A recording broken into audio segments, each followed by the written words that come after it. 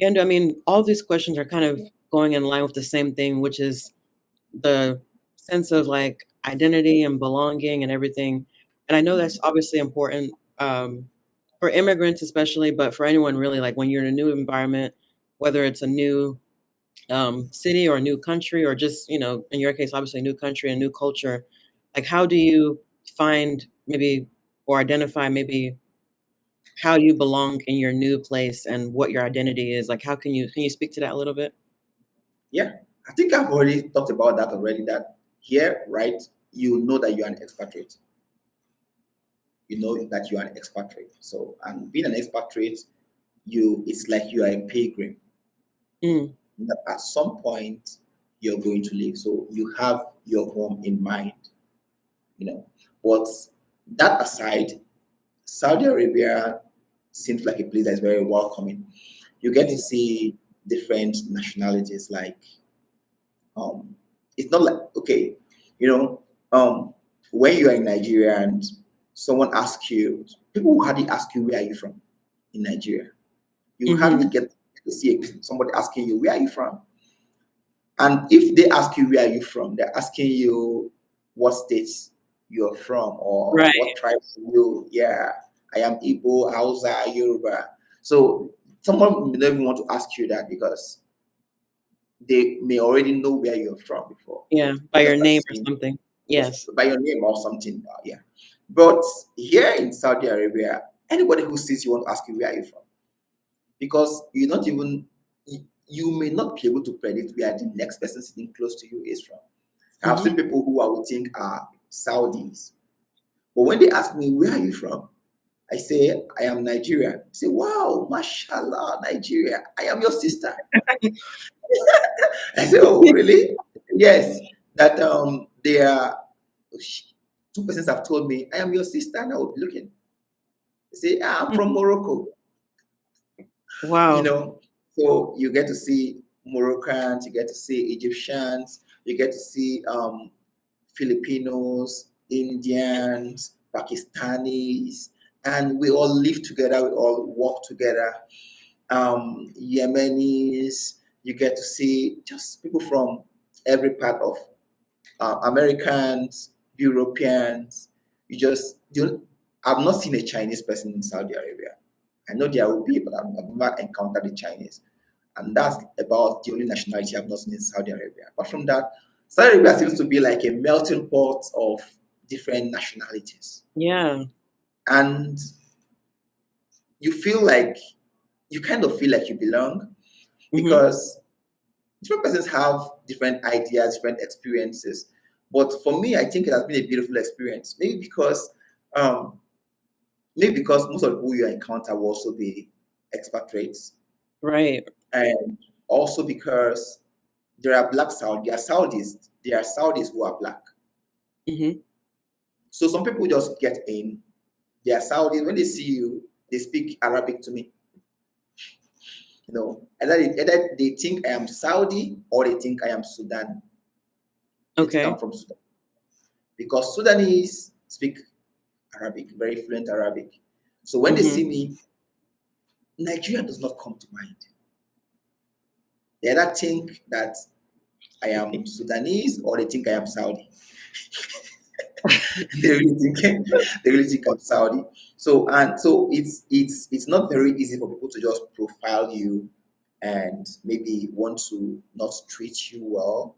Yeah, I've had maybe one or two not very good experiences, but on a very large extent, I think Saudis are very accepting. They are very welcoming. They're very Mm. welcoming. The only issue I have with Saudis, the ones I work with, I have just one issue with them, which is they must give you food. Nice. That's good. If you work with them, you must eat their food. Like, I don't know. I don't know. I think it's something cultural for them. If you're working with a Yeah. Saudi, he wants to buy you food. He or she wants to come with food from home, and they want to invite you to eat with them. They want to Mm. offer you whatever. The one that the one that does not bring food from home to offer you will buy food for you at work. Will buy snacks for you at work. Whatever they go to buy, they want to buy for you. They want to Nice. make you feel welcome, make you feel like yes, you're together with us. So Mm. and really, I'm not really a food person, and when you don't accept all these gifts from them, they don't really Yeah. feel happy. So, They feel like yeah. you're rejecting them. So I'll say, ah. And something else is when you offer them your own food, they may not want to eat. They may not want to take it from you, but they want to give it to you. But they want to give to you. So a friend of mine had an experience where he said they have been bringing food to him every time. So and he wanted them to stop bringing food to him. So what he did was he brought his own food and offered them food, and they said no. His colleagues in the office, since they didn't take his food, he told them, okay, since you don't want to take my food, that means I will not also accept your own food. And that was the end of it. Just They stopped giving him food. But apart from the Saudi food, like the ones that I'm not really comfortable eating, although I eat some of them right now, initially I couldn't eat them. That was the reason I didn't have to. I couldn't accept those food. I know I'm not very familiar with eating them. I prefer food which is very pepperish, very spicy. right. So, but you can't refuse the snacks that they will buy for you. So those ones I just have to accept. But I think it's just their way of saying you are accepted, You're you're welcome. welcome. Yeah. Yeah. And initially, when they ask you, where are you from? I used to feel offended. I used to feel like somebody wants to profile me, Mm. maybe to know how to.